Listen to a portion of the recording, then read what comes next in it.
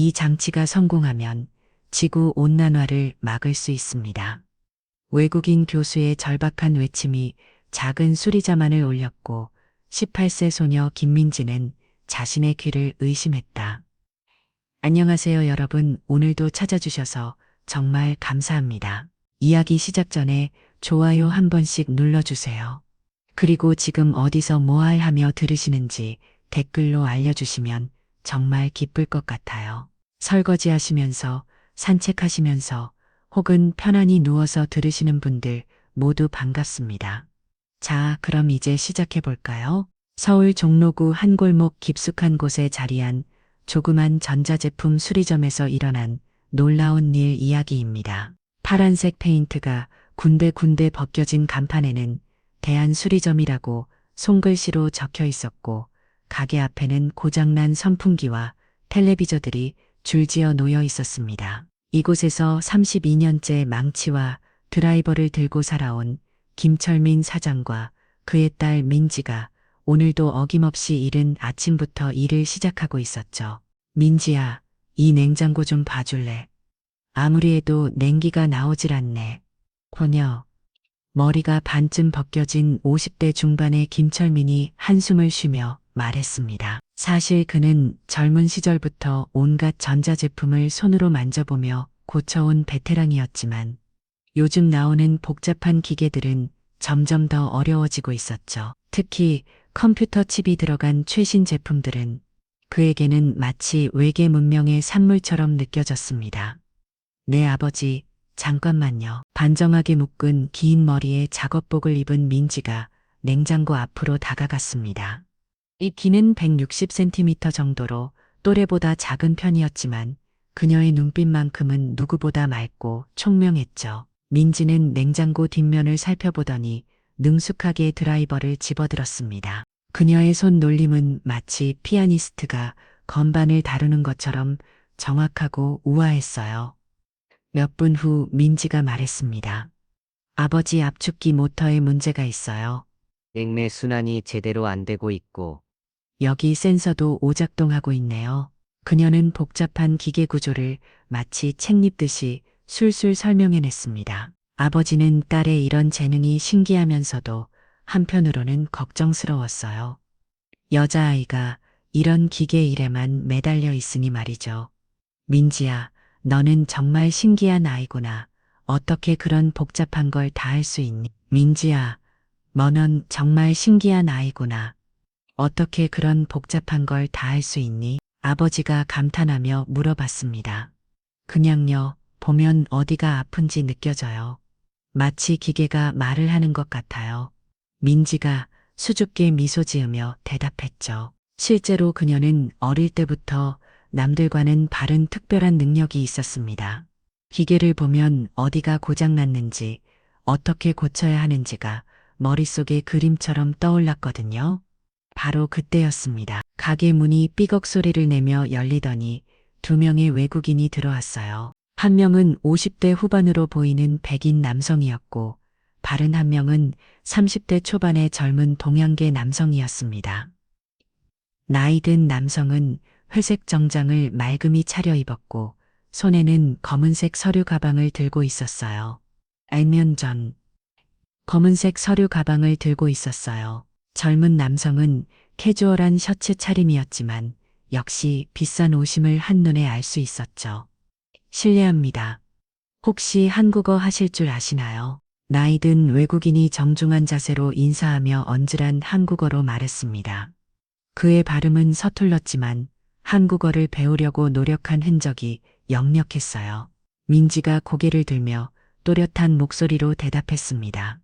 네, 물론이죠.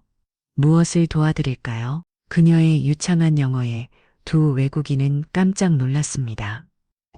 오, 영어를 정말 잘하시는군요. 이렇게 어린 분이 영어를 이 정도로 구사하시다니 놀랍습니다. 외국인이 환한 미소를 지으며 말했어요. 저는 하버드 대학교에서 온 데이비드 스미스 교수입니다.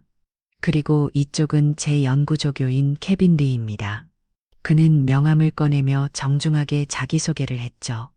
민지의 눈이 반짝였습니다. 하버드 대학교라는 이름은 그녀에게도 특별한 의미가 있었거든요.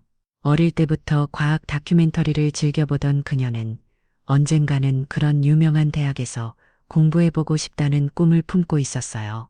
하버드 대학교에서 오셨다고요. 정말 영광입니다. 혹시 어떤 일로 저희 수리점에 오시게 되었나요? 스미스 교수는 잠시 망설이더니 무거운 표정으로 입을 열었습니다. 사실 저희에게 매우 심각한 문제가 생겼습니다.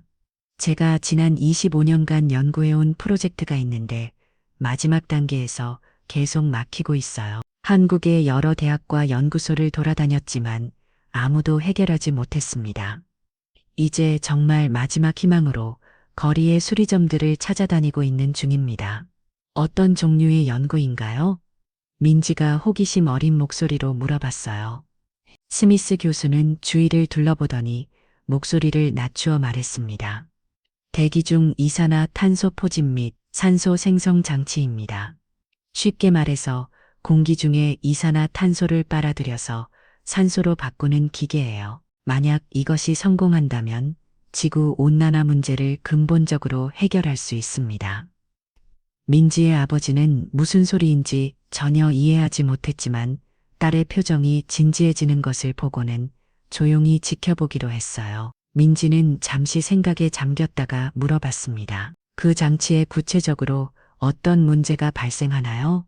처음에는 완벽하게 작동합니다. 이산화탄소를 흡입해서 산소로 변환하는 과정이 아주 순조로워요. 하지만 정확히 3분이 지나면 갑자기 시스템이 불안정해지기 시작하더니 결국 완전히 멈춰버립니다. 온도, 압력, 습도, 전압 등 모든 조건을 체크해봤지만 원인을 찾을 수 없어요. 스미스 교수의 목소리에는 절망감이 배어 있었습니다. 케빈 조교가 덧붙였습니다. 전 세계의 최고 전문가들이 달려들어 봤지만 모두 포기했어요. 이론적으로는 완벽한 설계인데 실제로는 작동하지 않으니 정말 미칠 것 같습니다. 그의 얼굴에도 지침기가 역력했어요. 민지는 잠시 침묵했다가 조심스럽게 물어봤습니다. 혹시 그 장치를 직접 볼 수 있을까요? 스미스 교수는 놀란 표정을 지었어요. 물론입니다. 하지만 매우 복잡하고 정밀한 장비라서 자칫 손상될 수 있어요. 그리고 가격도 수십만 달러에 달하는 고가 장비입니다. 걱정하지 마세요. 저는 절대로 함부로 만지지 않습니다. 먼저 구조를 파악하고 문제점을 찾아보겠습니다. 민지의 확신에 찬 목소리에 스미스 교수는 잠시 망설였어요. 그러나 지금까지 모든 전문가들이 실패했으니 더 이상 잃을 것도 없다는 생각이 들었죠. 좋습니다. 하지만 한 가지 말씀드리고 싶은 것이 있습니다. 스미스 교수가 진지한 표정으로 말했어요. 만약 정말로 이 문제를 해결해 주신다면 제가 30만 달러를 드리겠습니다. 순간 술이 좀 많이 조용해졌습니다. 30만 달러라는 금액은 한국 돈으로 1억 3천만 원이 넘는 엄청난 거액이었거든요. 민지의 아버지는 깜짝 놀라 딸을 바라봤지만 민지는 의외로 침착했어요. 교수님, 그렇게 큰 금액을 제시하시는 특별한 이유가 있나요? 민지가 차분하게 물어봤습니다. 스미스 교수는 한숨을 쉬며 대답했어요. 솔직히 말씀드리면 이 프로젝트가 성공하면 제가 받을 수 있는 연구비와 특허 수익이 그보다 훨씬 큽니다. 지금까지 이미 수백만 달러를 투자했지만 해결하지 못했어요. 만약 정말로 해결해 주신다면 그 정도는 기꺼이 지불할 의향이 있습니다. 민지는 잠시 생각하더니 고개를 끄덕였습니다. 좋습니다. 한번 시도해 보겠습니다.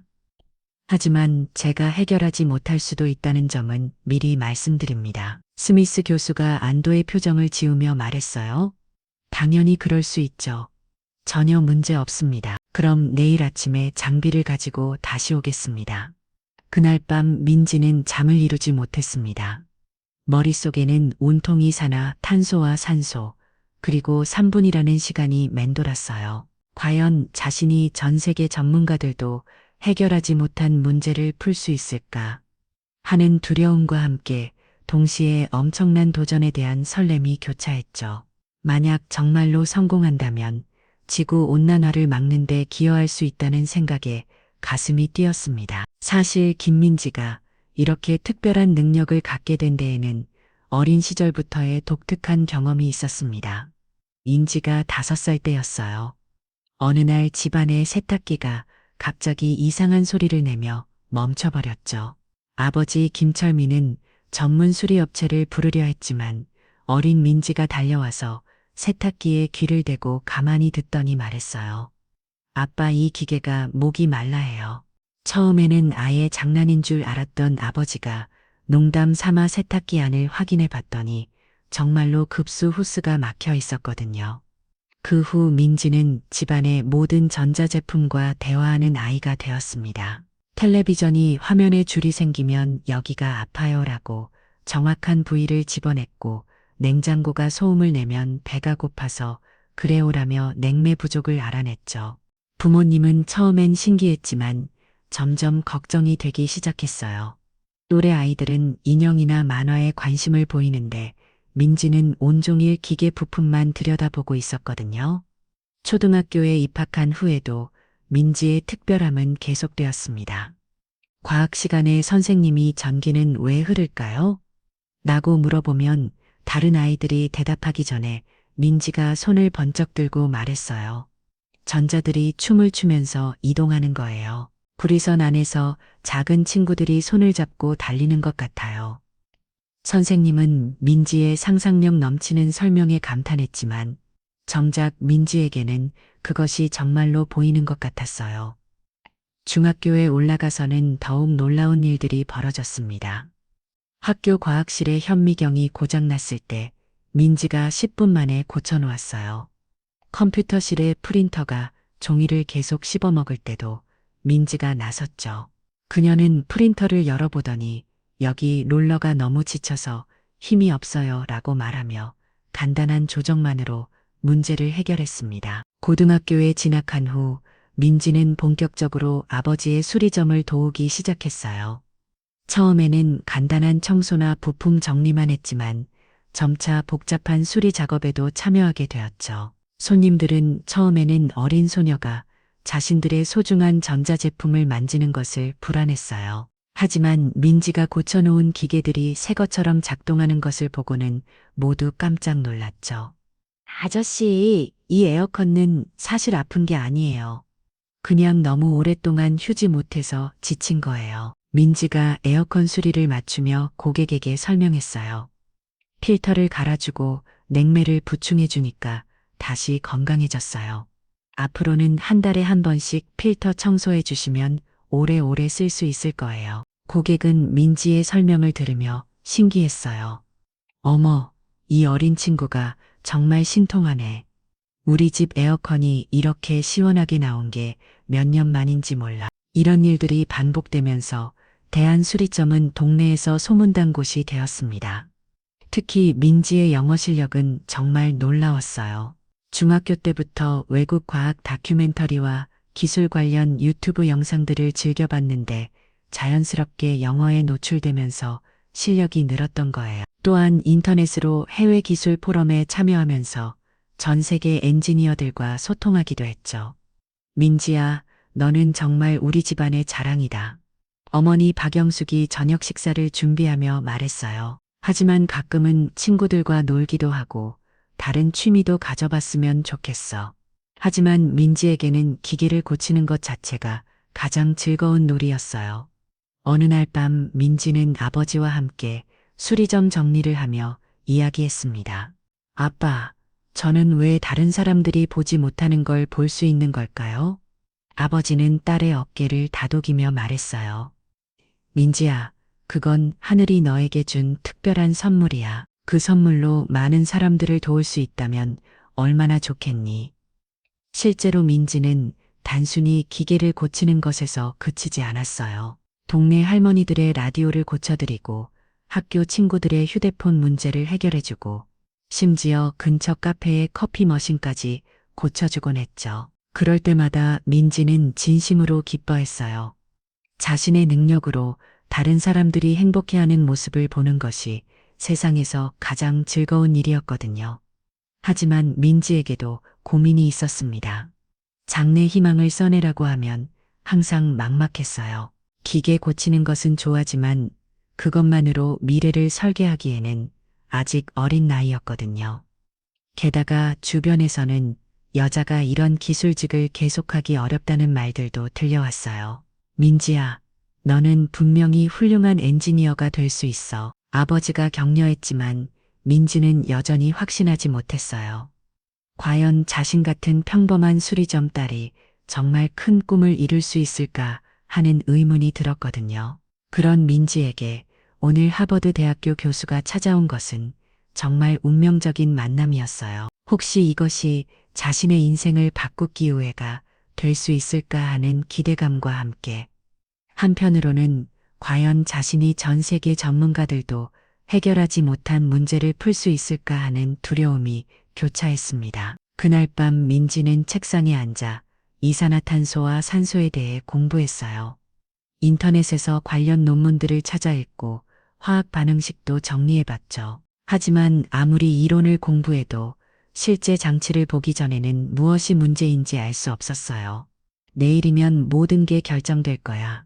민지가 창밖을 바라보며 혼자 말했어요. 서울의 밤하늘에는 별이 보이지 않았지만 민지의 마음속에는 희망의 별이 반짝이고 있었습니다. 과연 18세 소녀의 특별한 재능이 지구의 미래를 바꿀 수 있을까요? 다음 날 일은 아침 민지는 평소보다 일찍 일어나 수리점을 정리했습니다. 밤새 뒤척이며 잠을 설쳤지만 묘하게 머리는 맑았어요. 마치 중요한 시험을 앞둔 수험생처럼 긴장되면서도 기대되는 마음이었죠. 민지야, 너무 긴장하지 마라. 안 되면 어쩔 수 없는 거고. 아버지 김철민이 딸의 어깨를 토닥이며 말했지만 사실 그 자신도 마음이 편하지 않았어요.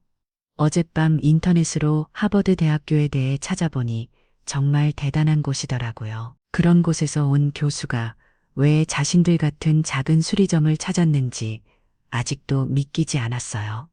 오전 9시 정각 수리점 앞에 커다란 검은색 승합차가 멈춰 섰습니다. 어제 만났던 데이비드 스미스 교수와 케빈 리 조교가 내렸고 그들 뒤로는 작업복을 입은 기술자 2명이 더 나타났어요. 모두들 진지한 표정이었는데 마치 중요한 군사작전을 수행하러 온 것 같았죠. 안녕하세요. 민지 양 잘 주무셨나요? 스미스 교수가 정중하게 인사했어요. 하지만 그의 눈가에는 필요한 기색이 역력했습니다. 아마도 그 역시 밤새 잠을 못 잤을 것 같았어요. 네, 교수님. 준비는 다 되었습니다. 민지가 또렷하게 대답했죠. 그럼 장비를 가져오겠습니다. 참고로 이 장치는 현재 전 세계에서 단 하나뿐인 프로토타입입니다. 케빈 조교가 설명하며 승합차 뒷문을 열었어요. 그 안에는 정말 신기한 물건이 들어 있었습니다. 가로 1m 30cm, 세로 80cm, 높이 60cm 정도 되는 은색 금속 상자였어요. 표면에는 수많은 작은 구멍들이 뚫려 있었고 한쪽 면에는 파란색과 빨간색 표시등들이 일렬로 배치되어 있었죠.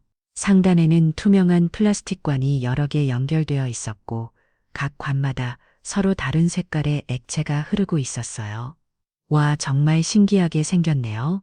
민지가 감탄하며 말했어요. 하지만 그녀의 눈에는 호기심과 함께 약간의 걱정스러운 빛도 어려 있었어요. 지금까지 봐온 어떤 기계와도 달랐거든요.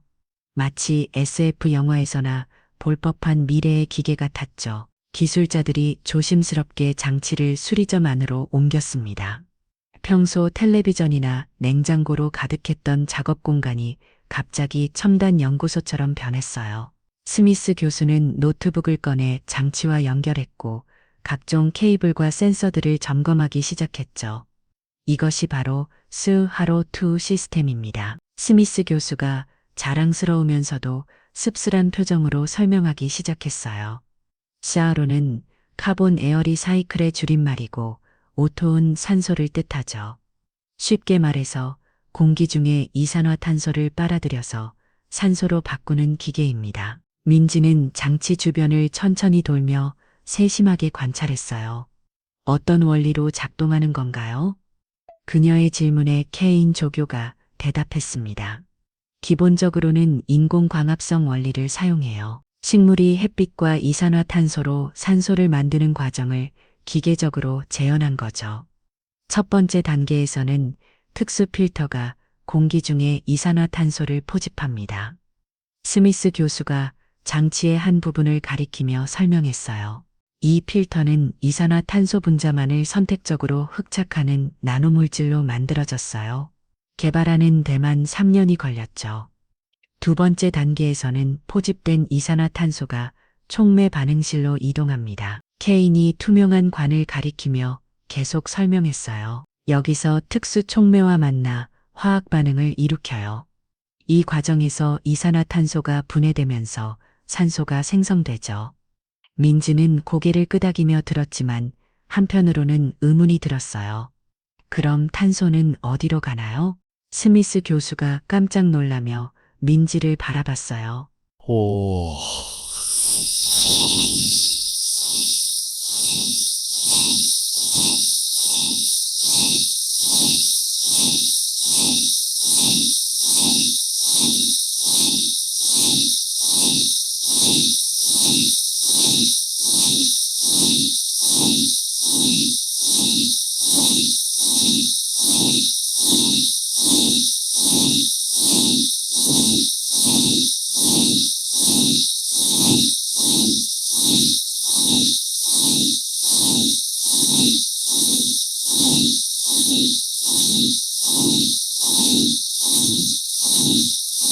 스미스 교수의 목소리에 자부심이 묻어 있었어요. 하루에 1kg의 이산화탄소를 처리할 수 있고 700g의 순수한 산소를 생산할 수 있어요. 만약 이 기술이 대량 생산된다면 전 세계 곳곳에 설치해서 대기 중 이산화탄소 농도를 획기적으로 줄일 수 있습니다. 민지의 아버지는 복잡한 설명을 들으며 고개를 겨우 등했어요. 하지만 딸이 진지한 표정으로 듣고 있는 모습을 보니 대충은 이해가 되었죠. 지구 온난화를 막을 수 있는 대단한 기계라는 것만큼은 확실했어요. 그런데 문제는 뭔가요? 민지가 궁금한 표정으로 물어봤어요. 스미스 교수의 얼굴이 갑자기 어두워졌습니다. 처음 작동할 때는 모든 것이 완벽해요. 이산화탄소 포집률도 좋고 산소 생성량도 계획대로 나와요. 하지만 케빈이 대신 말을 이었습니다. 정확히 3분 후에 시스템이 불안정해지기 시작해요. 처음에는 미세한 진동이 생기더니 점점 심해지면서 결국 완전히 멈춰버려요. 강제로 재시작하면 또 3분 동안은 정상 작동하지만 결국 같은 현상이 반복됩니다. 정말 이상한 일이죠. 스미스 교수가 한숨을 쉬며 말했어요. 3분이라는 시간이 너무 정확해서 더욱 미스터리예요. 3분 10초도 아니고 2분 50초도 아니에요. 정확히 3분 만에 문제가 발생해요.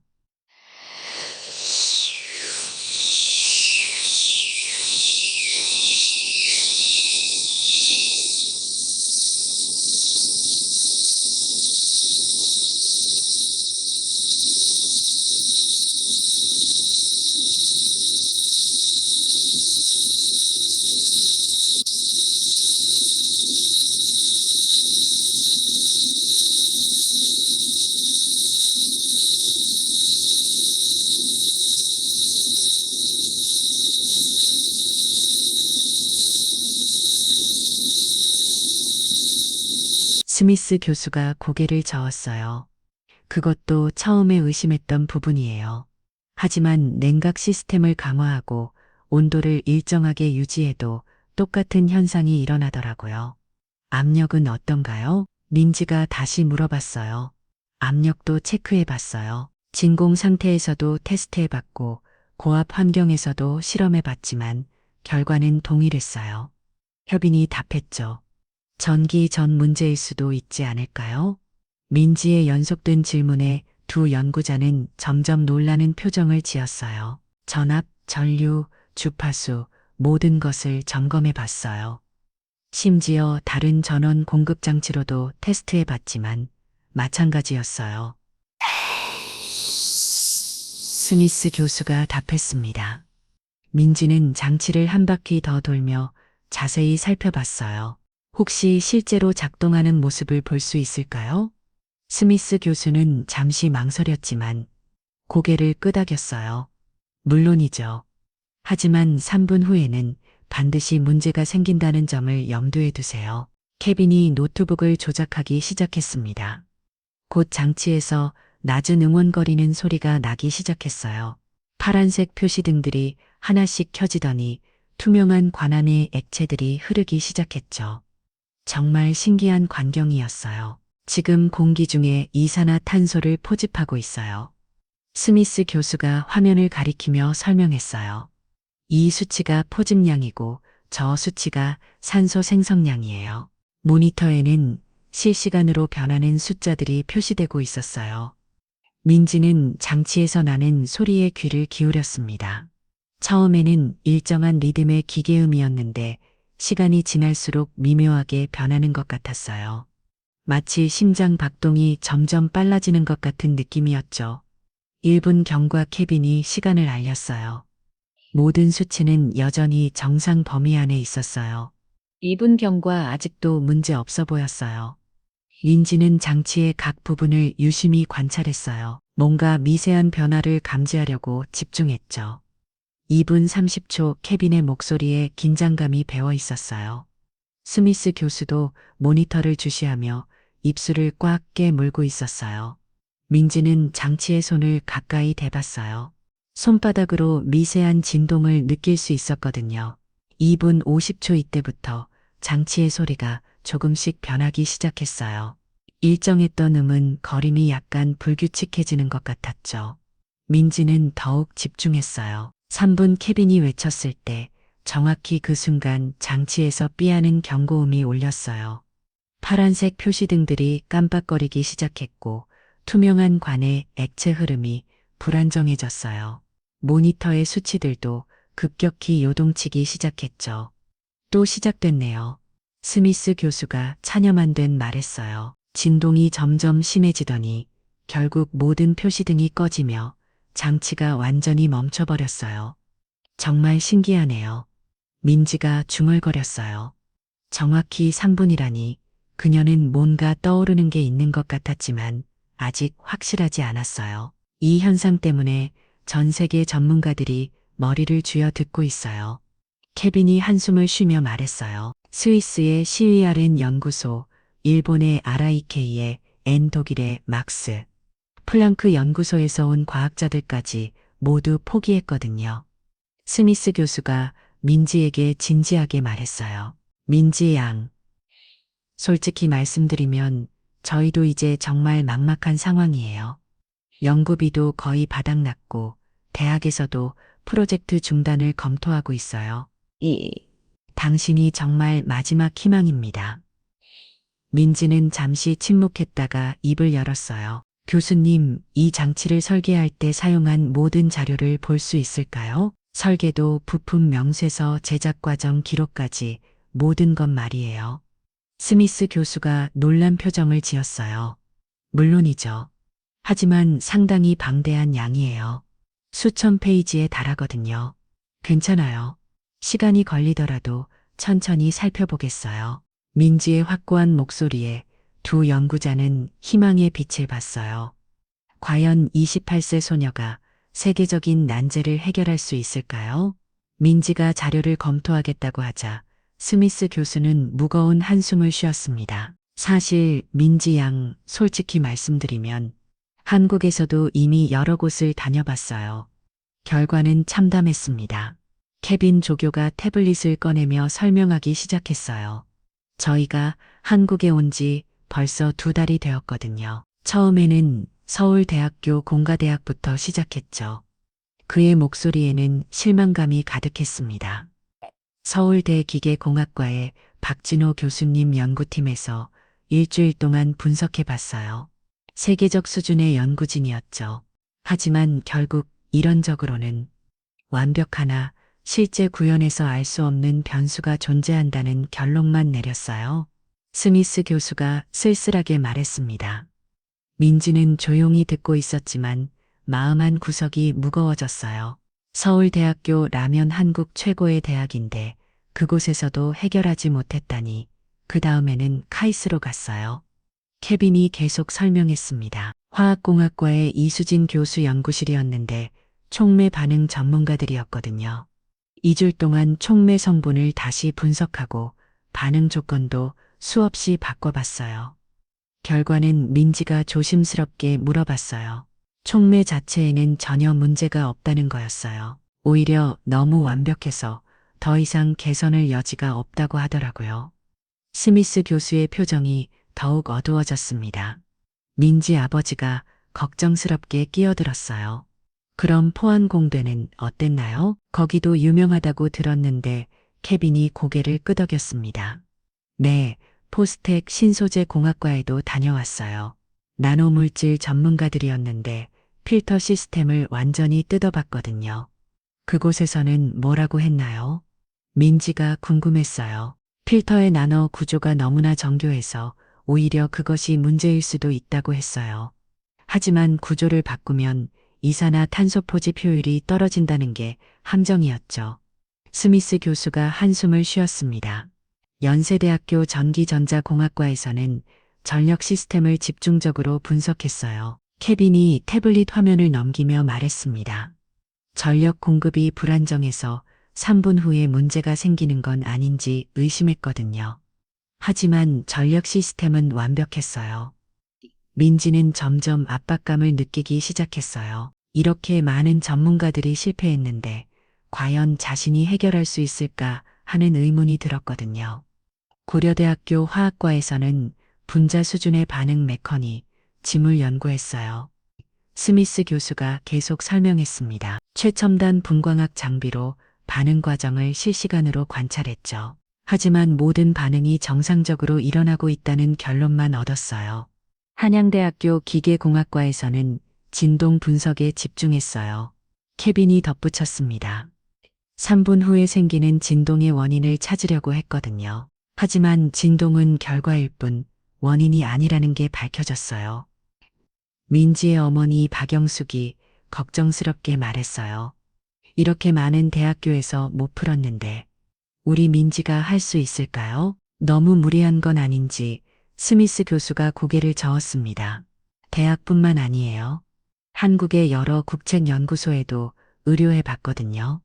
한국과학기술연구원 즉 키스트에서는 3주 동안 연구했어요. 케빈이 설명했습니다. 시스템 전체를 부분별로 나누어서 각각 테스트해 봤죠. 개별 부품들은 모두 완벽하게 작동했어요. 하지만 전체를 조립하면 또 같은 문제가 발생했어요.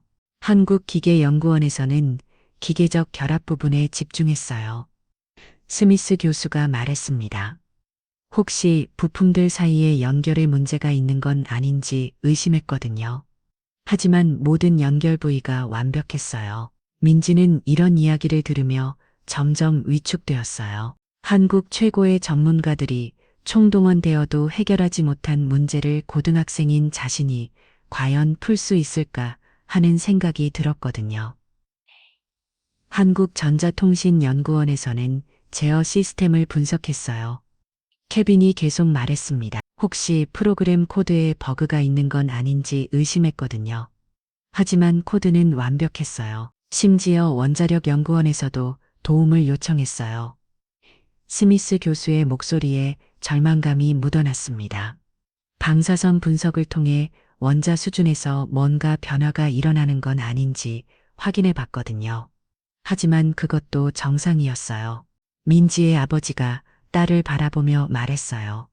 민지야, 이렇게 많은 전문가들이 못 푼 문제를 내가 꼭 해야 하는 건 아니야. 무리하지 마라. 하지만 민지의 생각은 달랐어요. 이상하게도 이런 이야기를 들을수록 오히려 호기심이 더 커졌거든요. 그럼 외국에서는 어땠나요? 민지가 물어봤습니다. 미국에서도 MIT, 스탠퍼드, 버클리 등 유명 대학들이 모두 도전해 봤어요. 스미스 교수가 답했습니다.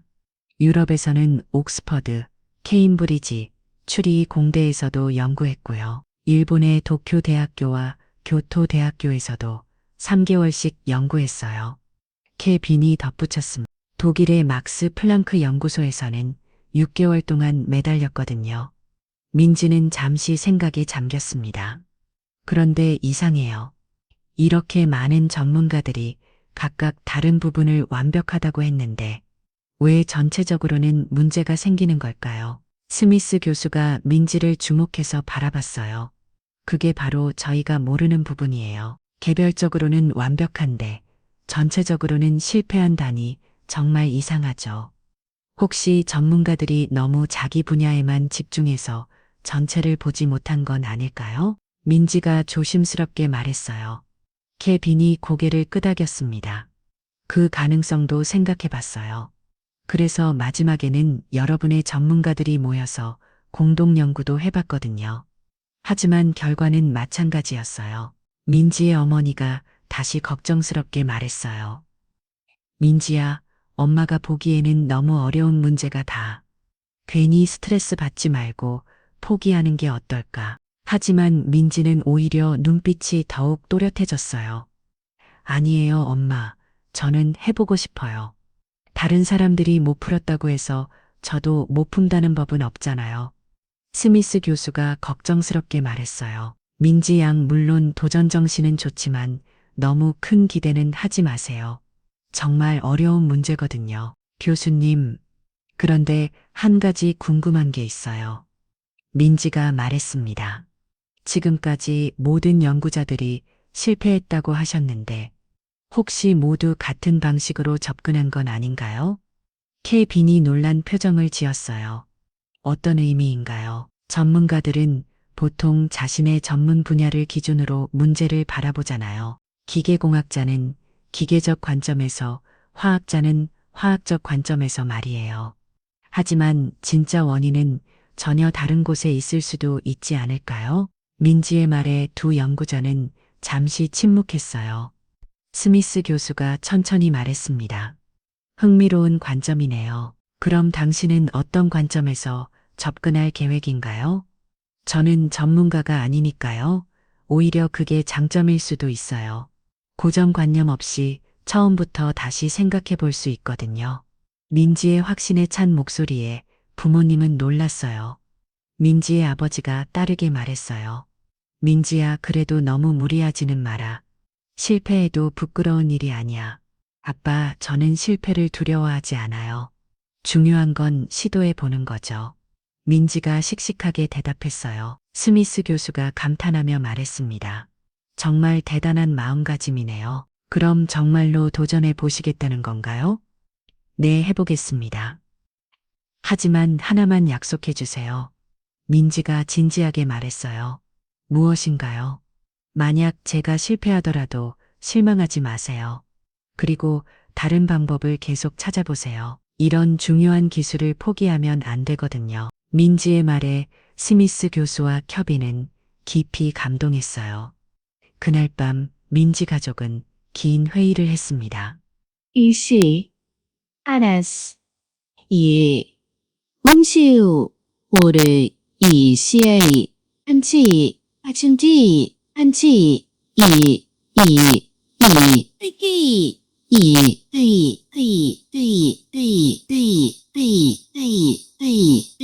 오기 하늘수군이여, 폰년간 전 충견술, 폰년가.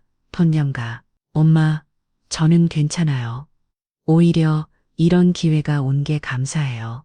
인시의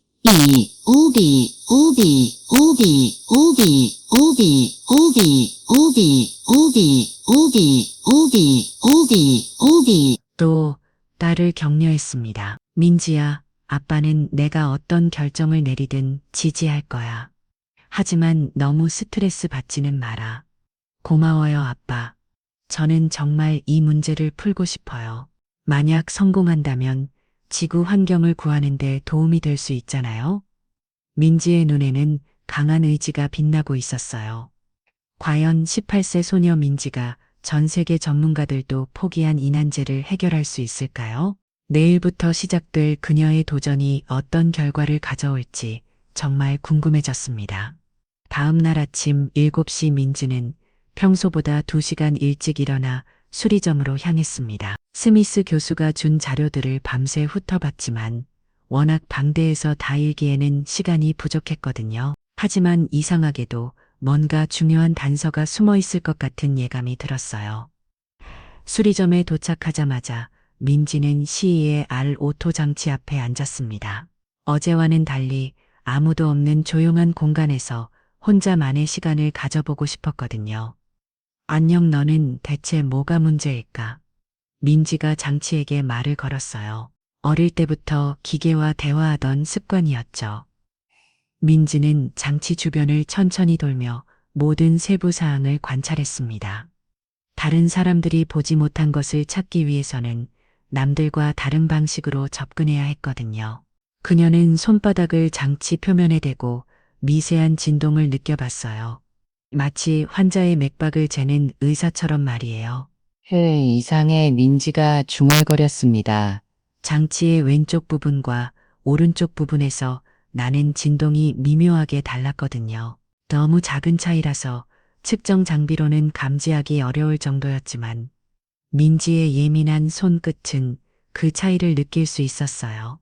아침 8시에 스미스 교수와 케빈이 도착했습니다. 벌써 와 계셨네요. 일찍 일어나셨나 봐요. 스미스 교수가 민지를 보며 놀라워했어요.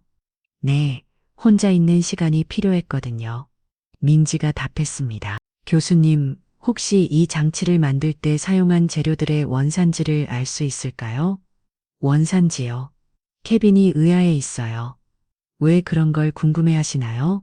그냥 느낌인데요. 혹시 서로 다른 곳에서 온 재료들이 만났을 때 예상하지 못한 상호작용이 일어나는 건 아닐까 했어요. 민지의 설명에 두 연구자는 서로 눈을 마주쳤어요. 스미스 교수가 태블릿을 꺼내며 말했습니다. 흥미로운 관점이네요.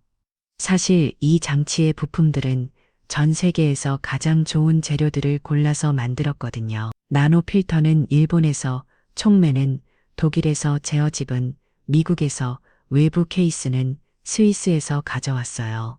아, 민지의 눈이 반짝였어요. 그럼 이 장치는 마치 유엔 총회 같네요.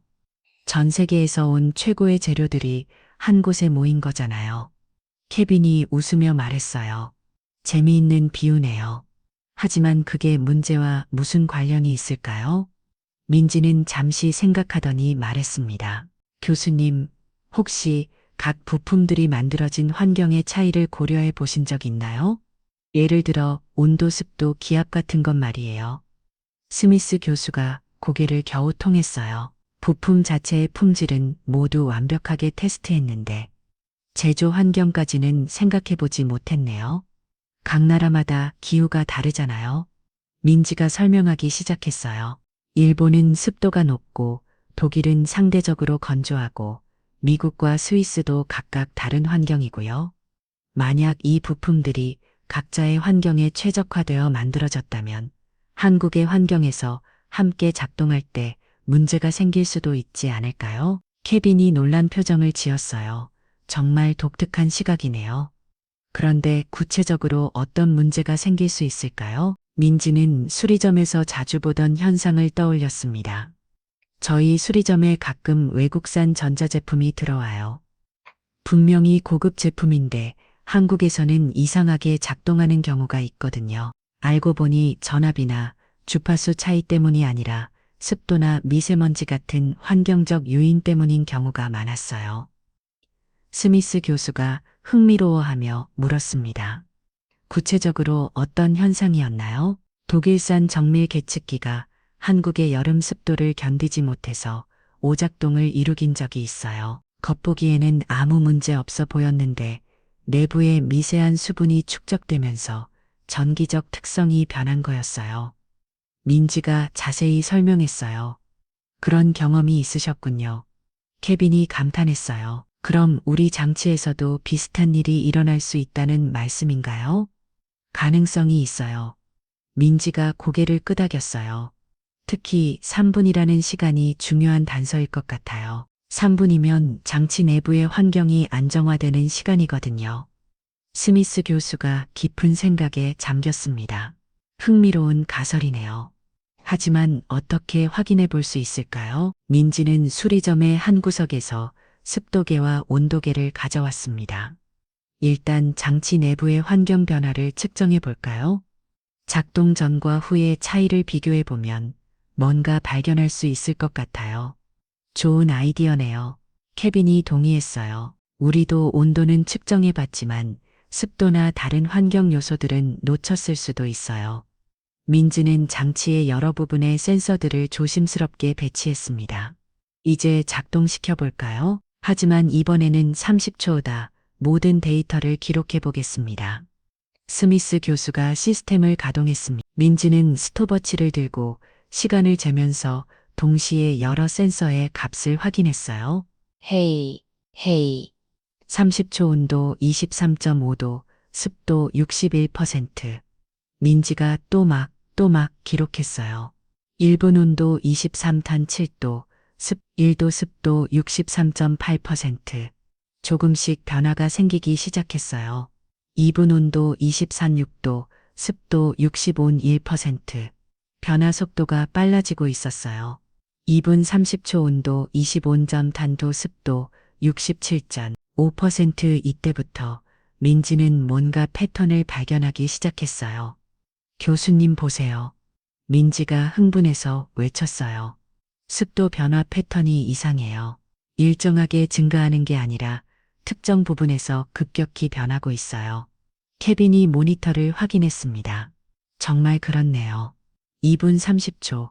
지금부터 변화가 불규칙해지고 있어요. 3분. 스미스 교수가 외쳤고 예상대로 장치에서 경고음이 울렸어요. 하지만 이번에는 민지가 중요한 단서를 발견했습니다. 교수님, 습도가 70%를 넘어가는 순간 문제가 시작돼요. 민지가 데이터를 가리키며 말했어요. 그리고 특정 부분의 온도가 다른 부분보다 빨리 올라가고 있어요. 스미스 교수와 케빈이 민지의 기록을 자세히 살펴봤습니다. 정말 놀랍네요. 이런 미세한 환경 변화는 저희가 전혀 주목하지 못했던 부분이에요. 스미스 교수가 감탄했어요. 그런데 이게 어떻게 시스템 전체의 오작동으로 이어지는 걸까요? 케빈이 궁금했어요. 민지는 장치의 구조를 다시 살펴봤습니다.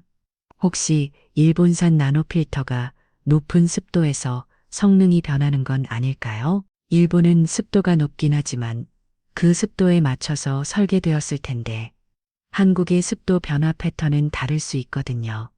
그리고 독일산 촉매는 상대적으로 건조한 환경에서 최적화되었을 거예요. 민지가 계속 설명했어요. 이로 잔디만고도 만약 습도가 갑자기 올라가면 촉매의 활성도가 변할 수 있어요. 스미스 교수가 무릎을 쳤습니다. 맞아요. 각 부품은 개별적으로는 완벽하지만 서로 다른 환경 조건에서 최적화되었기 때문에 함께 작동할 때 문제가 생기는 거군요. 마치 서로 다른 언어를 쓰는 사람들이 한 팀에서 일하는 것 같아요.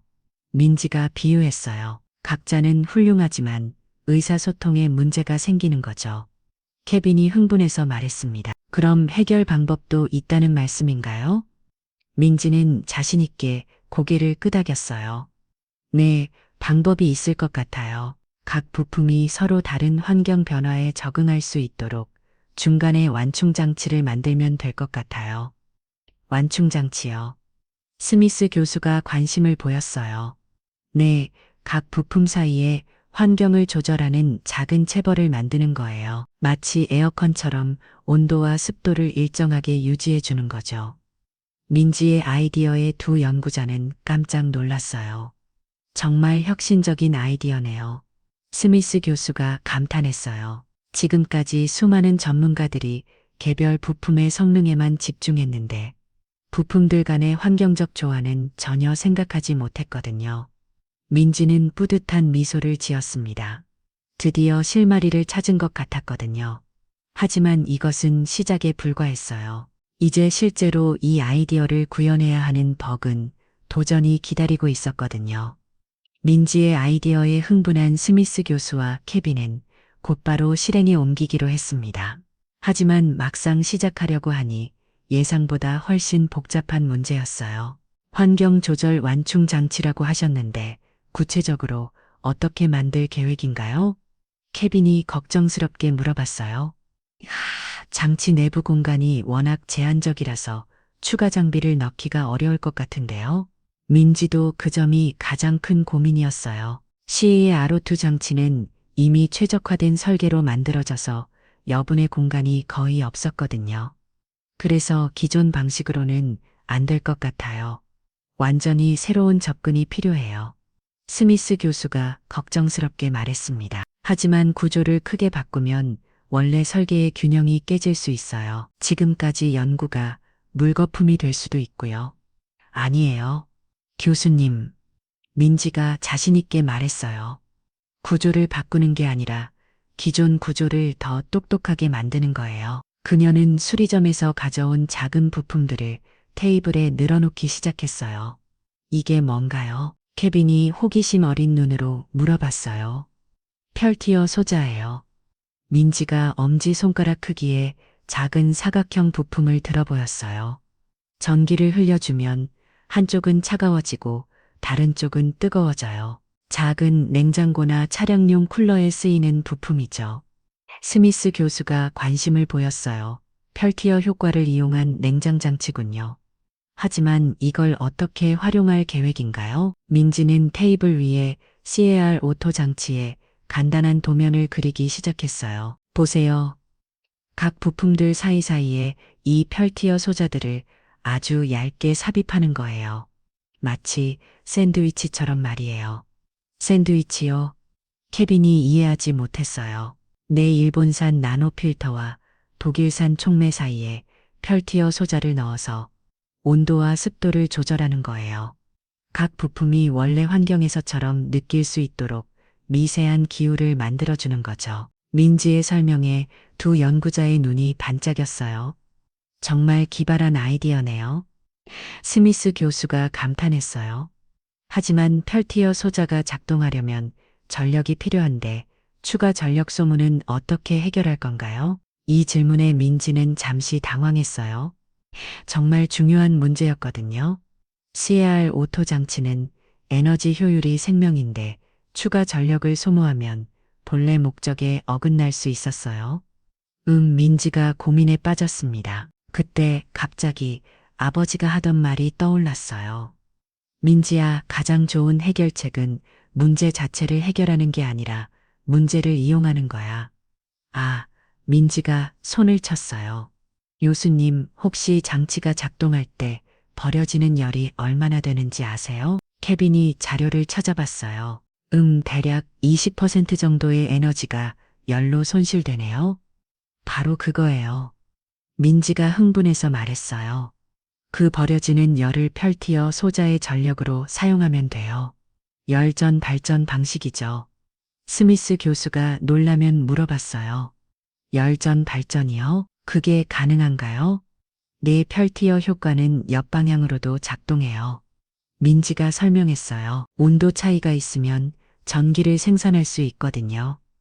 장치에서 나오는 열을 이용해서 펠티어 소자를 작동시키는 전력을 만드는 거예요.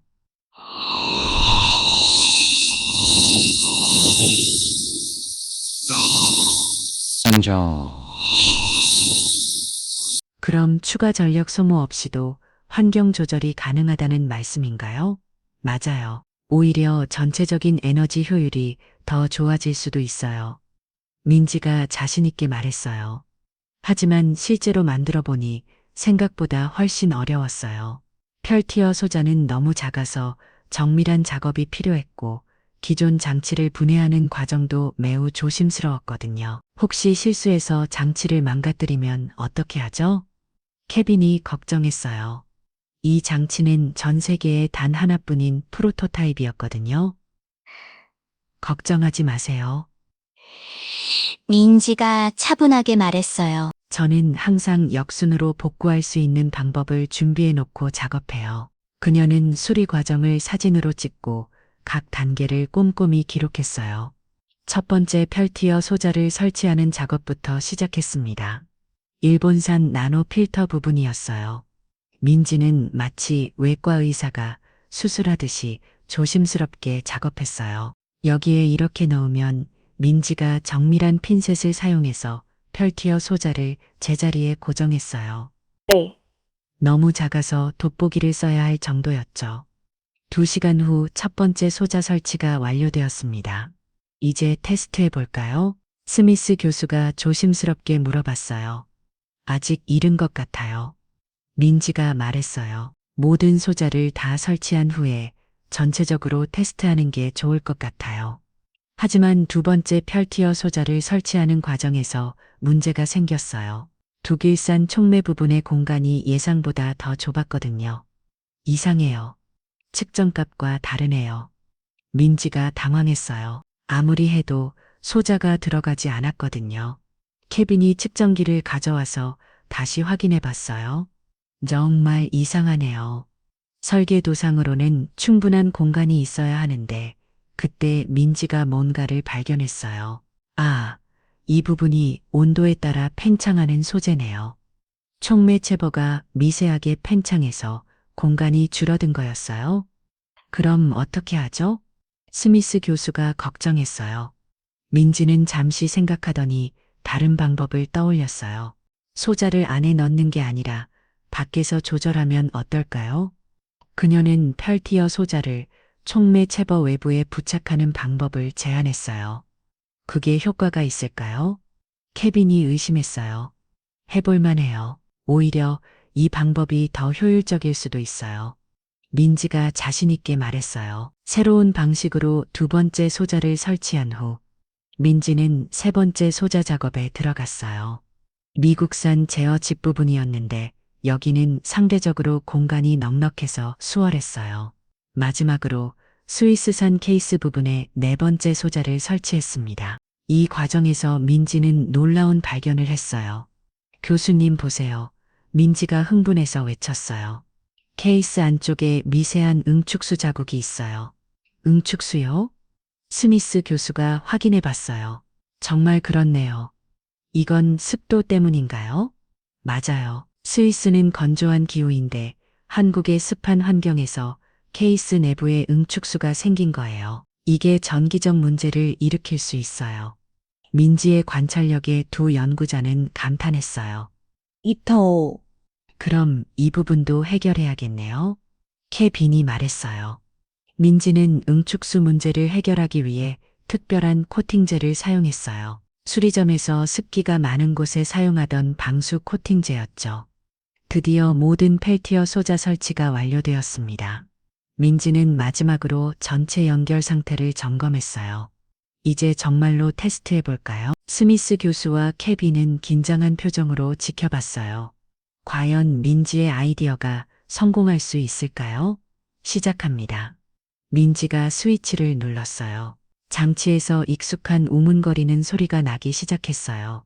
하지만 이번에는 뭔가 달랐어요. 소리가 더 안정적이고 균일했거든요. 1분 경과, 케빈이 시간을 알렸어요. 모든 수치가 정상이었어요. 2분 경과, 여전히 안정적이었어요. 2분 30초, 이제 중요한 순간이 다가왔어요. 3분 케빈이 외쳤을 때 모든 사람이 숨을 죽였어요. 하지만 이번에는 경고음이 울리지 않았어요. 장치는 여전히 조용하고 안정적으로 작동하고 있었어요. 5분, 10분, 15분. 믿을 수 없었어요. 장치가 계속 작동하고 있었거든요. 성공했어요. 스미스 교수가 흥분해서 외쳤어요. 정말로 문제가 해결됐어요. 민지는 뿌듯한 미소를 지었지만 동시에 감소했어요.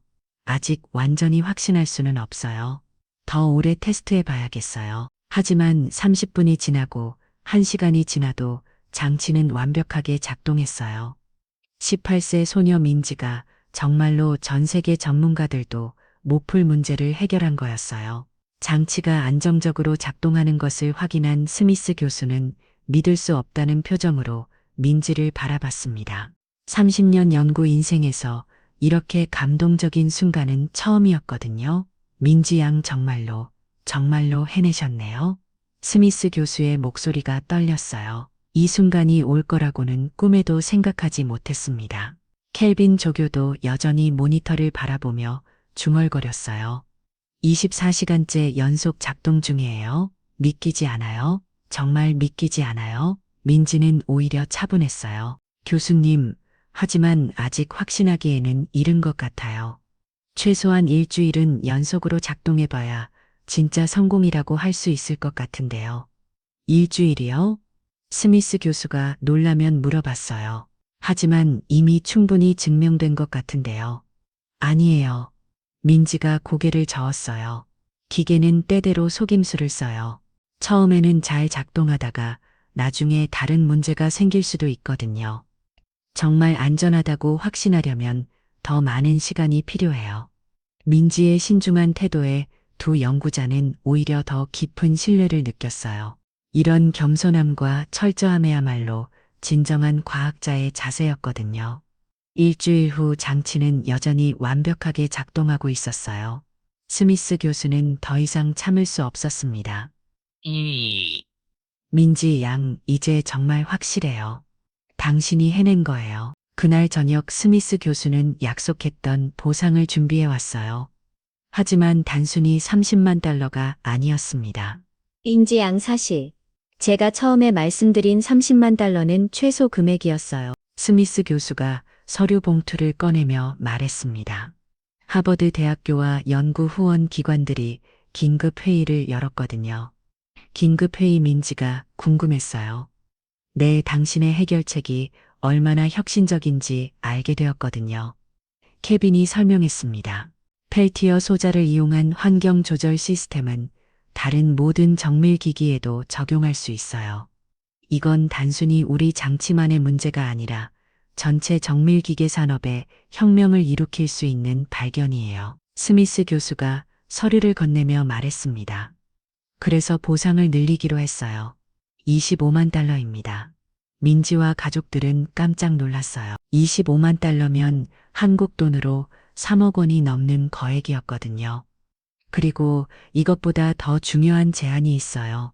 스미스 교수가 계속 말했습니다. 하버드 대학교에서 당신을 위한 특별 프로그램을 만들기로 했어요. 환경공학과 기계공학을 동시에 전공할 수 있는 맞춤형 프로그램이죠. 민지의 눈이 반짝였어요. 하지만 동시에 걱정도 되었어요. 교수님, 저는 아직 고등학교도 졸업하지 않았는데 괜찮을까요? 그런 건 문제되지 않아요. 케빈이 웃으며 말했습니다. 당신 같은 천재에게는 일반적인 규칙이 적용되지 않거든요. 하버드에서 직접 고등학교 과정까지 함께 제공하기로 했어요. 하지만 민지는 쉽게 결정하지 못했어요. 시간을 좀 주세요. 가족과 상의해 봐야겠어요. 그날 밤 민지 가족은 늦은 시간까지 이야기를 나눴어요. 민지야, 이런 기회는 평생에 한 번 있을까 말까 한 거야. 아버지 김철민이 말했어요. 하버드 대학교라니 꿈만 같구나. 어머니 박영수는 여전히 걱정이 많았어요. 하지만 민지가 너무 어린데 혼자 외국에서 지낼 수 있을까? 그리고 언어 문제도 있고. 엄마, 저는 괜찮아요. 민지가 씩씩하게 말했습니다. 영어도 할 수 있고 무엇보다 제가 정말 하고 싶은 공부를 할 수 있는 기회잖아요. 하지만 민지에게는 다른 고민이 있었어요. 아빠, 제가 하버드에 가면 수리점은 어떻게 하세요? 아빠 혼자서 힘들지 않을까요? 아버지는 딸의 어깨를 다독이며 말했어요. 민지야, 그런 건 걱정하지 마라. 아빠는 30년 넘게 혼자서도 잘해왔어. 내가 더 큰 꿈을 이루는 게 아빠에게는 가장 큰 기쁨이야. 다음 날 예상치 못한 일이 벌어졌어요. 민지의 이야기가 언론에 알려진 거였어요. 18세 한국 소녀 하버드 교수도 모풍 환경 문제 해결. 작은 수리점에서 일어난 기적지구 온난화 해결의 열쇠 찾아. 천재 소녀 민지 25만 달러 갖고 하버드 특별 입학. 신문과 방송에서 민지의 이야기를 앞다 두어 보도했어요. 대한수리점 앞에는 기자들이 몰려들었고 민지의 휴대폰에는 인터뷰 요청이 쏟아졌어요. 민지 양 어떤 기분이세요? 앞으로의 계획은 무엇인가요? 하버드에서 무엇을 공부할 예정인가요? 질문이 쏟아졌지만 민지는 차분하게 답변했어요. 저는 운이 좋았을 뿐이에요. 정말 중요한 건 이 기술이 실제로 지구 환경을 개선하는 데 사용되는 거라고 생각해요. 하지만 언론의 관심은 민지 개인에게 집중되었어요. 천재소녀 한국의 자랑, 미래의 노벨상 후보 같은 수식어들이 붙었죠. 이런 관심이 부담스러웠지만 동시에 뜻밖의 기회들도 생겼어요. 며칠 후 환경부에서 연락이 왔어요. 민지 양의 기술을 국가 환경 정책에 활용하고 싶다는 제안이었어요. 삼성, LG 같은 대기업들도 관심을 보였어요. 우리 회사에서 연구 개발을 지원하겠다는 제안들이 들어왔죠.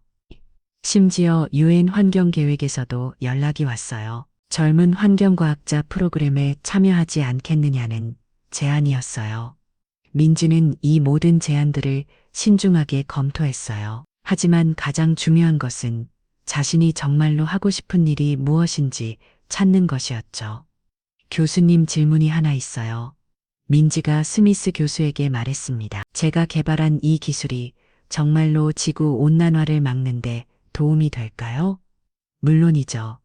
스미스 교수가 확신에 찬 목소리로 답했어요. 이 기술이 대량 생산되면 전 세계 이산화탄소 농도를 크게 줄일 수 있어요. 당신은 지구의 미래를 바꾼 거예요. 그 말을 들은 민지는 결심했어요. 그럼 저는 하버드에 가겠어요. 하지만 조건이 있어요. 어떤 조건인가요? 스미스 교수가 궁금했어요. 제가 배운 것들을 한국에도 전달할 수 있게 해주세요. 그리고 방학 때마다 한국에 돌아와서 아버지 수리점도 도와드리고 싶어요. 민지의 말에 스미스 교수는 깊이 감동했어요. 정말 훌륭한 조건이네요. 그런 마음가짐이야. 말로 진정한 과학자의 자세예요. 이렇게 해서 민지의 인생에 새로운 장이 열리게 되었어요. 하지만 그녀는 자신의 뿌리를 잊지 않겠다고 다짐했죠. 큰 성공을 거두었지만 여전히 작은 수리점에서 시작된 꿈을 소중히 간직하고 있었거든요. 모름 후 민지는 출국 준비를 하며 마지막으로 수리점을 정리했어요. 아빠, 제가 없는 동안 잘 지내세요. 꼭 연락드릴게요. 민지야, 아빠는 정말 자랑스럽다. 하지만 무엇보다 건강이 첫 번째야. 무리하지 마라. 아버지의 눈에는 눈물이 글썽이었어요. 드디어 전 세계가 주목하는 천재소녀 민지의 새로운 여행이 시작되는 순간이었습니다. 석 달 후 민지는 인천공항에서 보석 로건공항으로 향하는 비행기에 몸을 맡겼습니다. 부모님은 딸을 배웅하며 눈물을 글썽이었지만 민지의 얼굴에는 새로운 도전에 대한 설렘이 가득했어요. 걱정하지 마세요. 방학 때마다 꼭 돌아와서 수리점도 도와드릴게요. 민지의 약속을 들은 아버지는 씁쓸하면서도 자랑스러운 미소를 지었어요. 십상의 긴 비행 끝에 보석에 도착한 민지를 맞이한 사람은 스미스 교수였습니다. 민지, 정말 잘 왔어요. 하버드 캠퍼스를 보면 깜짝 놀랄 거예요. 공항에서 하버드까지 가는 동안 민지는 창밖 풍경에 감탄했어요. 한국과는 전혀 다른 빨간 벽돌 건물들과 드높은 잔디밭이 펼쳐져 있었거든요. 우와, 정말 영화에서 본 것 같아요. 민지가 눈을 반짝이며 말했어요. 하버드 캠퍼스에 도착한 민지는 정말로 압도되었습니다. 역사가 깊은 고풍스러운 건물들 사이로 세계 각국에서 온 학생들이 오가고 있었어요. 이곳에서 자신이 무엇을 배울 수 있을지 기대가 되었죠. 먼저 기숙사의 짐을 풀고 내일부터 본격적으로 시작해 봅시다.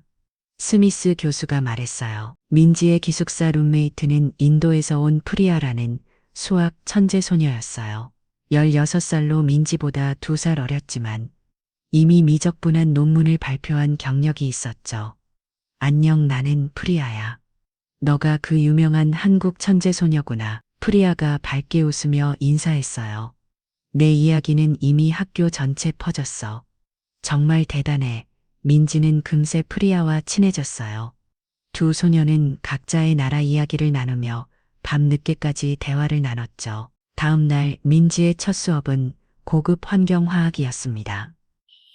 강의실에는 대부분 대학원생들이 앉아 있었고 민지처럼 어린 학생은 없었어요.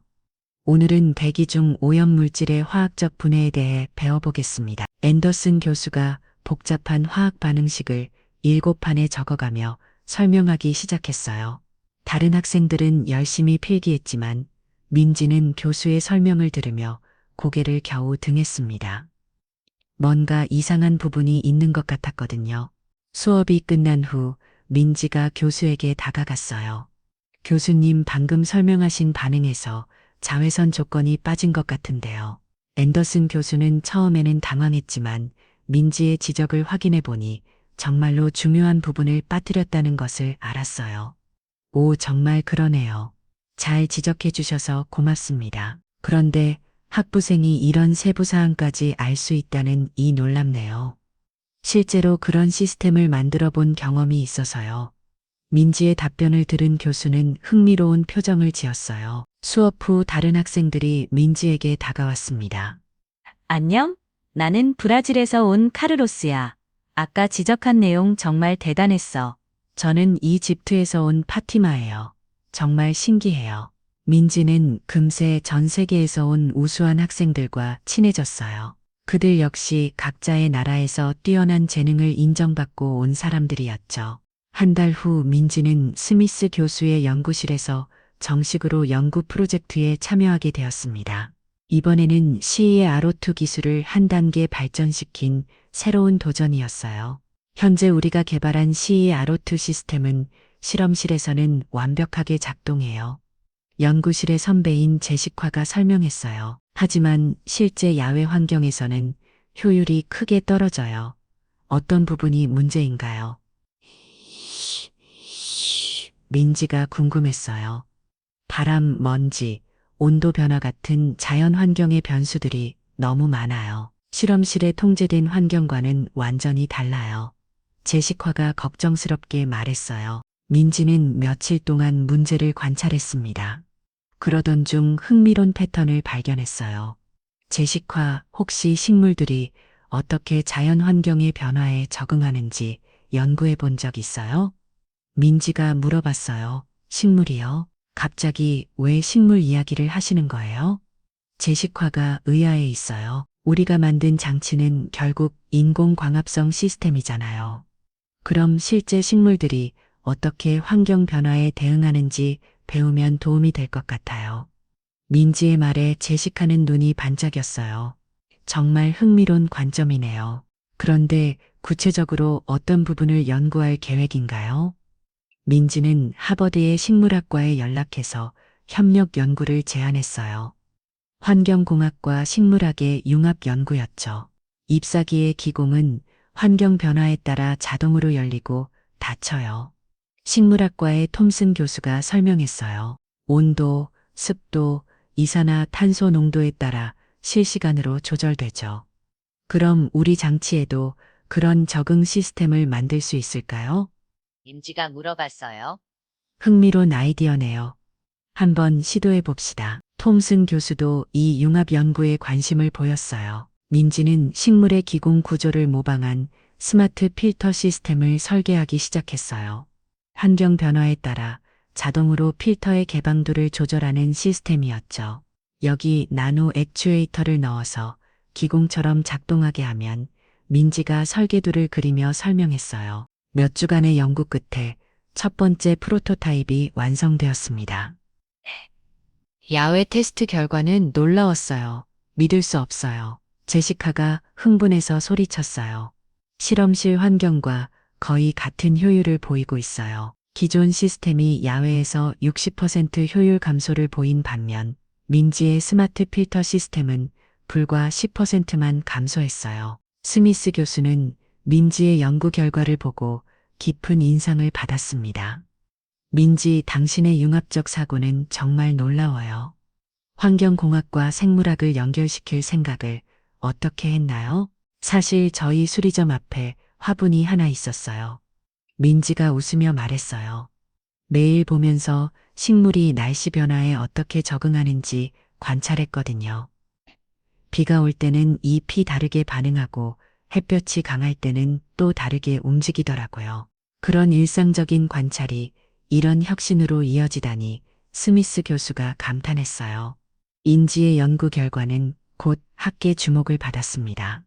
하버드 대학교에서는 이 연구를 국제환경학술지에 발표하기로 결정했어요. 18세 한국 학생이 주저자로 논문을 발표한다는 소식은 또 한 번 세계적인 화제가 되었습니다.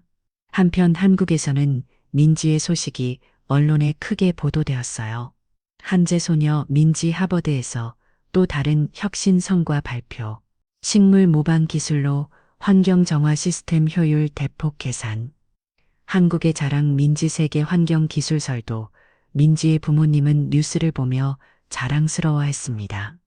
우리 딸이 정말 대단한 일을 하고 있구나. 그래도 너무 무리하지 않았으면 좋겠어. 민지는 매주 부모님께 영상 통화를 했어요. 아빠, 엄마 걱정하지 마세요. 여기서 정말 많은 걸 배우고 있어요. 그리고 제가 배운 것들을 나중에 한국에도 전해드릴게요. 민지와 아빠는 내가 건강하기만 하면 돼.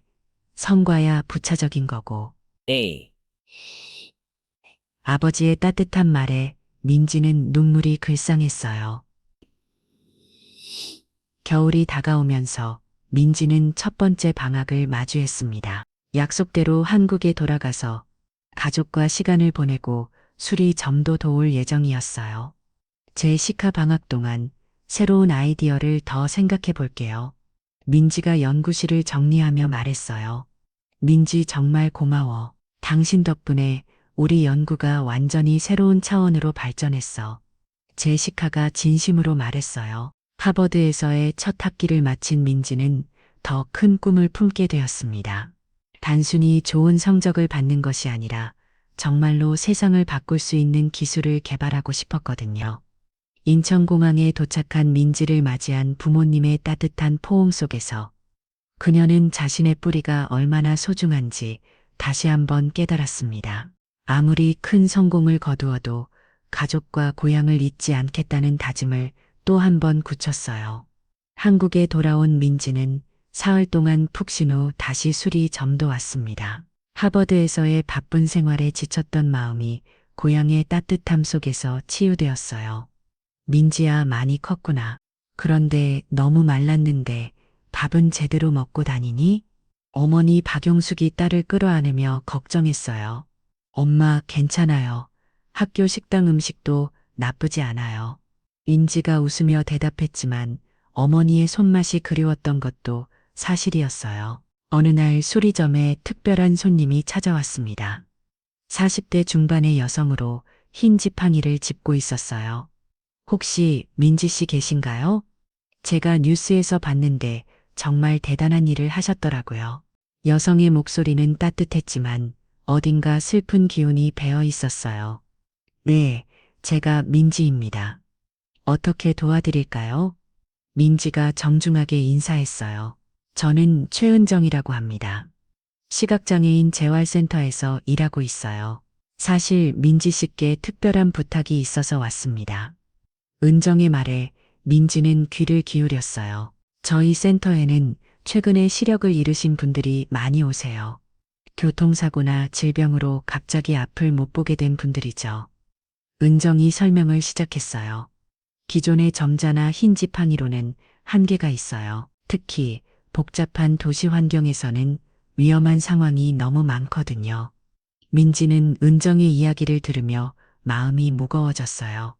자신이 그동안 당연하게 여겼던 시각이 얼마나 소중한 것인지 새삼 깨달았거든요. 혹시 기술적으로 도움을 줄 수 있는 방법이 있을까요?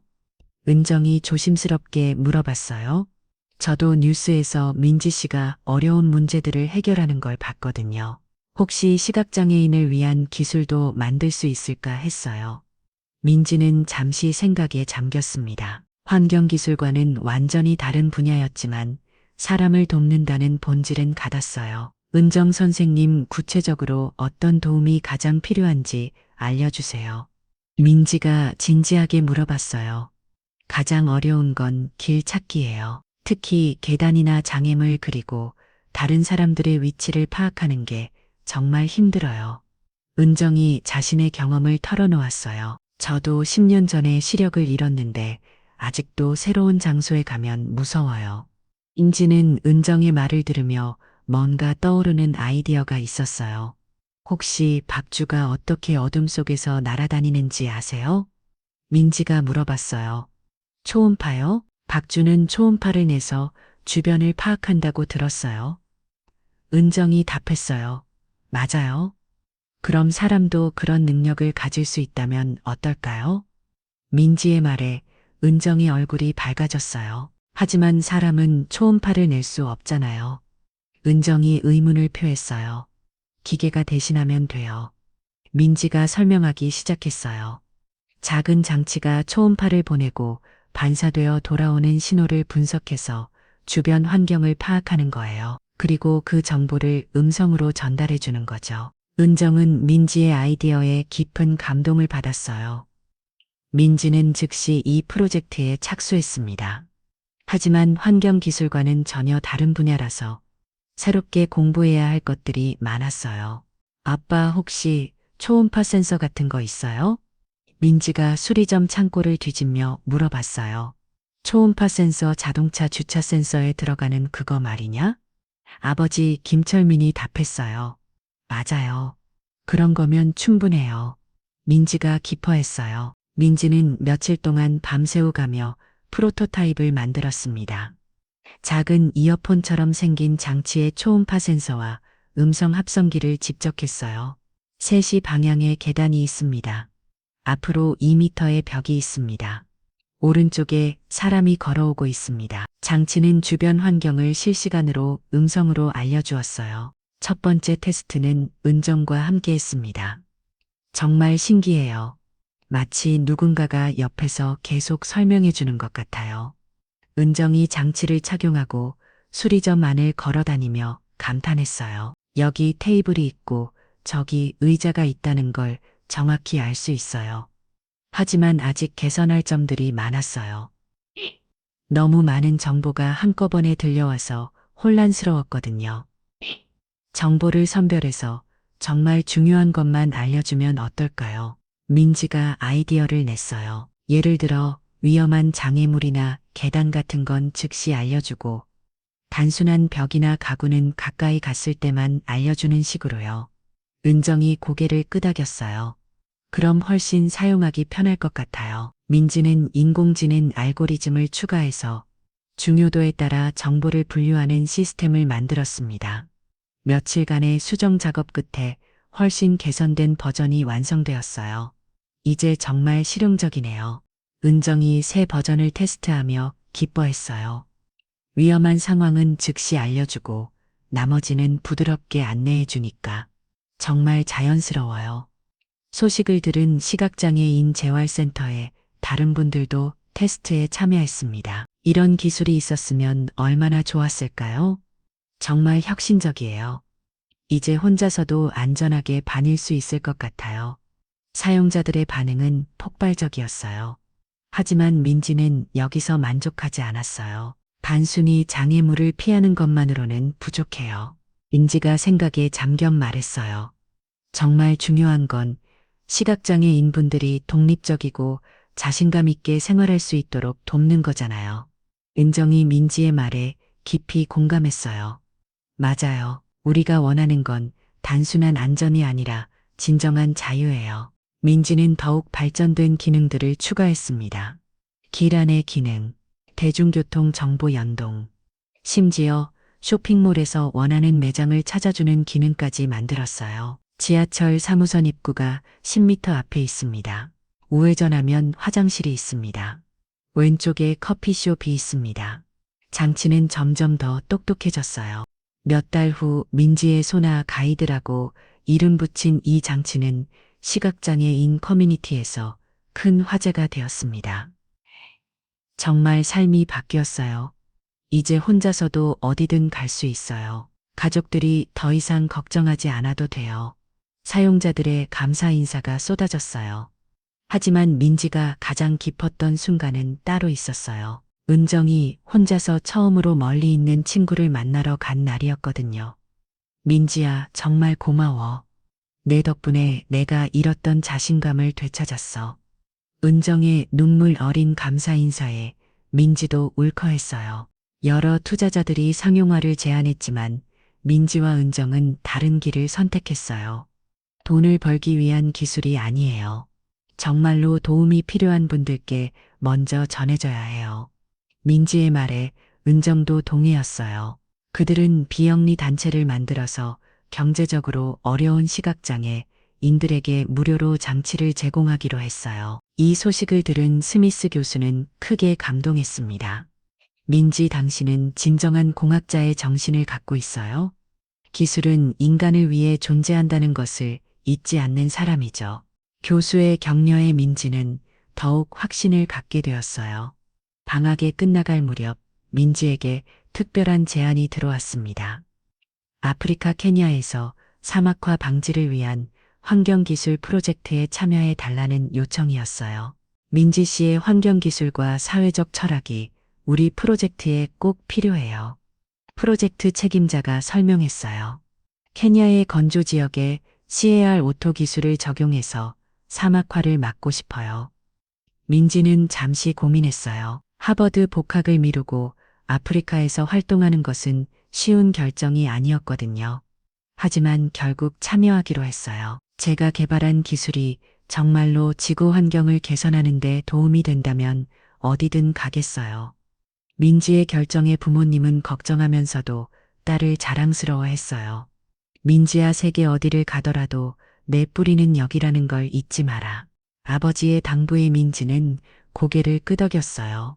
아빠, 저는 어디를 가더라도 이 작은 수리점에서 배운 것들을 잊지 않을 거예요. 사람을 먼저 생각하는 마음, 그게 가장 중요한 기술이라는 걸 알거든요. 3개월 후 민지는 케냐 나이로비 공항에 도착했습니다.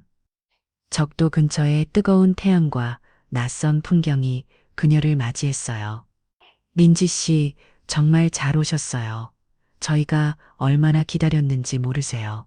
프로젝트 현지 책임자인 조세은 보야가 환한 미소로 인사했어요. 그는 케냐 대학교에서 환경학을 전공한 젊은 연구자로 영어와 스와힐리어를 자유자재로 구사했죠. 공항에서 사막화 지역까지 가는 동안 민지는 창밖으로 펼쳐진 광경에 충격을 받았어요. 한때 녹색이었을 초원들이 황량한 사막으로 변해 있었고 말라버린 강바닥과 시든 나무들이 곳곳에 보였거든요. 이곳이 10년 전만 해도 푸른 목초지였어요. 조세 비 슬픈 목소리로 설명했어요. 기후변화와 과도한 방목 때문에 점점 사막이 되어가고 있답니다. 마을 사람들은 물을 찾아 더 먼 곳으로 이주하고 있어요. 도착한 마을은 정말 작았어요. 20가구 정도의 집들이 흙벽돌로 지어져 있었고 전기도 제대로 들어오지 않았어요. 하지만 마을 사람들의 눈빛만큼은 희망으로 가득했어요. 안녕하세요, 민지. 마을 이장인 할머니 아키누나 스와힐리어로 인사했고 조세 비 통역해 주었어요. 우리 마을에 구원자가 왔다고 하시네요. 민지는 부담스러웠지만 동시에 책임감을 느꼈어요. 조세, 이곳의 환경 데이터를 먼저 확인해 볼까요? 민지가 가져온 측정 장비들을 꺼내며 말했어요. 일주일 동안 철저한 환경 분석을 한 결과 예상보다 훨씬 심각한 상황이었어요. 이산화탄소 농도는 지구 평균의 1.3배였고 토양의 수분 함량은 극도로 낮았어요. CAR로 이 시스템을 단순히 설치하는 것만으로는 부족할 것 같아요. 민지가 데이터를 분석하며 말했어요. 그럼 어떻게 해야 할까요? 조세 비 걱정스럽게 물어봤어요. 민지는 며칠간 고민한 끝에 혁신적인 아이디어를 떠올렸어요. 조세, 혹시 이곳 전통 농법에 대해 알고 계세요? 네, 우리 조상들은 아카시아 나무를 이용한 특별한 농법을 사용했어요. 하지만 지금은 거의 사라진 방법이죠. 조세 비 답했어요. 바로 그거예요. 민지의 눈이 반짝였어요. 전통 농법과 현대 기술을 결합하면 더 효과적일 거예요. 민지는 CAR로 스 시스템을 아카시아 나무 주변에 설치하는 혁신적인 방법을 고안했어요. 나무가 만드는 그늘과 뿌리 시스템이 자연적인 미기후를 형성하고 그곳에서 시이아 로또가 더욱 효율적으로 작동할 수 있었거든요. 나무가 만든 환경과 기계가 만든 환경이 서로 도와주는 거예요. 민지가 설명했어요. 마치 자연과 기술이 손을 잡는 것 같네요. 조셉이 감탄했어요. 첫 번째 시스템을 설치한 후 놀라운 일이 벌어졌어요.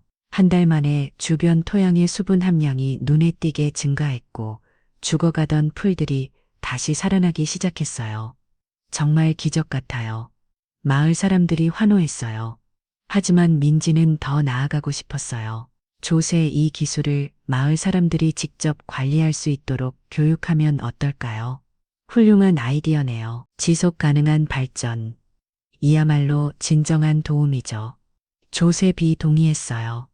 민지는 매일 아침 마을 사람들에게 기술 교육을 했어요.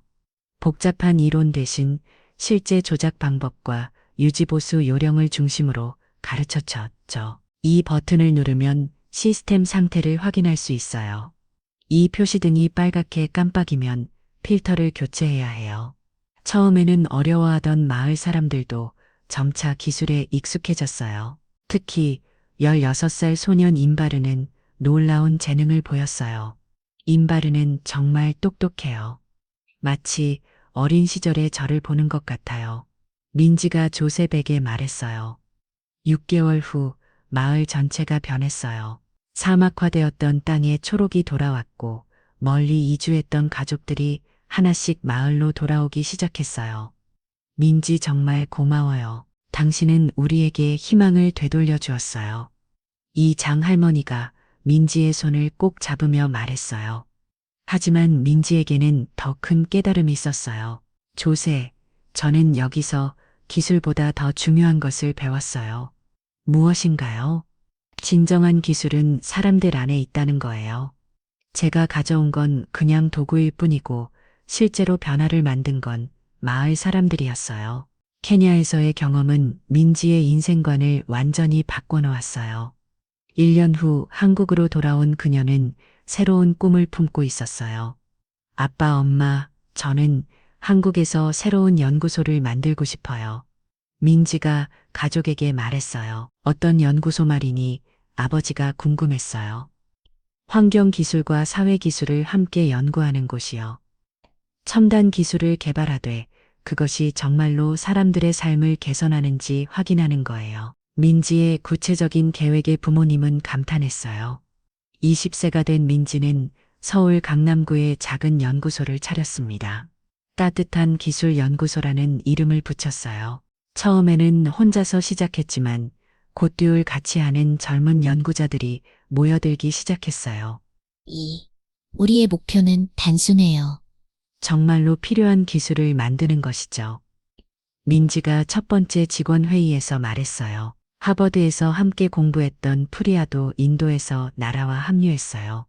민지, 나도 내 꿈에 동참하고 싶어. 프리아의 참여로 연구소는 더욱 국제적인 색깔을 갖게 되었어요. 연구소에서는 다양한 프로젝트가 진행되었어요. 농촌 지역을 위한 소형 대기정화 시스템, 독거노인 호인을 위한 간단한 건강 모니터링 장치, 발달장애 아동을 위한 학습 보조 기술 등이었어요. 모든 프로젝트의 공통점은 사용하는 사람의 입장에서 생각한다는 것이었어요. 기술은 복잡할수록 좋은 게 아니에요. 단순하면서도 효과적인 것이 진정한 기술이죠. 민지가 연구원들에게 강조하는 말이었어요. 특히 민지는 아버지의 수리점에서 배운 고객의 진짜 문제를 파악하라는 원칙을 모든 프로젝트의 기본으로 삼으사요. 새로운 기술을 개발하기 전에 반드시 현장에 가서 사용자들과 대화했고 그들의 실제 필요를 파악했죠. 이런 접근 방식 덕분에 연구소에서 나온 기술들은 실제로 많은 사람들의 삶을 개선했어요. 3년 후 민지의 연구소는 한국에서 가장 주목받는 사회적 기술 연구기관이 되었습니다. 그들이 개발한 기술들은 실제로 많은 사람들의 삶을 개선했고 여러 상을 받기도 했어요. 하지만 민지는 여전히 아버지의 수리점을 잊지 않았어요. 매주 토요일마다 수리점에서 일하며 일반인들의 생생한 목소리를 들었거든요. 민지야, 내가 만든 그 공기 정화기 정말 좋더라. 우리 동네 할머니들이 모두 쓰고 계시는데 많이 편해하셔. 아버지의 말을 들으며 민지는 뿌듯함을 느꼈어요. 어느 날 민지에게 특별한 연락이 왔어요. 이웃 환경계획에서 개발도상국 기술 지원 프로젝트의 총 책임자로 추천하고 싶다는 제안이었어요. 민지 박사님의 기술 개발 능력과 사회적 철학이 이웃의 목표와 완벽하게 일치합니다. 이웃 담당자가 설명했어요. 전 세계 개발도상국에 적정 기술을 보급하는 중요한 프로젝트입니다. 민지는 잠시 고민했어요. 더 큰 무대에서 활동할 수 있는 기회였지만 동시에 한국에서의 활동을 축소해야 했거든요. 시간을 조금 주시겠어요? 팀원들과 상의해 보고 싶어요. 그날 저녁 민지는 연구소 팀원들과 긴 회의를 했어요. 이웃 프로젝트는 정말 좋은 기회예요. 하지만 우리가 지금 하고 있는 일도 충분히 의미 있다고 생각해요. 팀원 중 한 명이 말했어요. 민지 내 혼자 유엔에서 활동하고 우리는 여기서 연구를 계속하면 어떨까? 어프리아가 제안했어요. 이씨, 타운이에요. 민지가 단호하게 말했어요. 우리는 팀이에요. 함께 있을 때 더 큰 일을 할 수 있어요. 그리고 저는 한국을 떠나고 싶지 않아요. 이곳이 제 풀이거든요. 민지의 답변을 들은 팀원들은 깊이 감동했어요. 결국 민지는 유엔 제안을 정중히 거절하고 한국에서의 활동을 계속하기로 했어요. 대신 유엔과는 파트너십을 맺어서 필요할 때마다 기술 자문을 제공하기로 했죠. 제 꿈은 거창한 것이 아니에요. 제가 할 수 있는 범위에서 정말로 도움이 되는 일을 하는 것이죠. 민지가 기자회견에서 말했어요. 그 무렵 민지에게 또 다른 특별한 소식이 전해졌어요. 케냐에서 함께 일했던 임바루가 장학금을 받아 한국으로 유학 온다는 것이었어요. 민지 누나 정말 보고 싶었어요. 인천공항에서 만난 임바루는 어느새 훌쩍 자란 청년이 되어 있었어요. 임바루 정말 많이 컸구나. 한국에서 열심히 공부해서 케냐에 돌아가면 더 많은 일을 할 수 있을 거야.